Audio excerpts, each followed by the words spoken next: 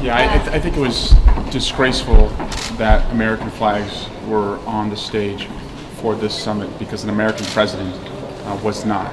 The job of the American president is to protect the American people first. That's the first job of the American president. And this president has chosen, again, to side with Russia, incapable of attributing the last attack against the Russians and incapable of showing the American people that we're going to do something to make sure that this doesn't happen again. I think it's high time that the American people vote on this issue and many others, because the only way to really, I think, be a check on this president is to have a Congress that's willing to stand up to him. Again, he's a wrecking ball. He went over to Europe, he insulted and threatened our NATO allies, he sought to disrupt a pending election in the United Kingdom, and then sided with the Russians. We're not helpless. We can stand up to him with the right Congress. I'll keep trying to change the minds of my colleagues, but I think we may have to change 23 seats or more this November. So I think for the president to cast doubt is appropriate.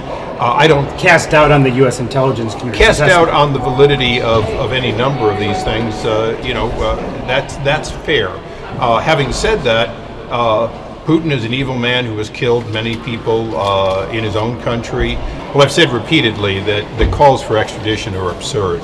They're not going to happen. We don't extradite our spies when they get alleged or even caught doing things, and vice versa. Having said that, I want to see those the information of those indictments go forward. The fact that they'll never be brought to justice doesn't change the fact that we should know more about what we believe they did and how they did it. And that's where I stand, is let's flesh this out and see if it's real.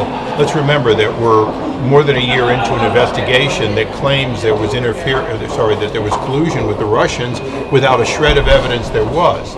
So, doubting something until it's been vetted and verified is reasonable.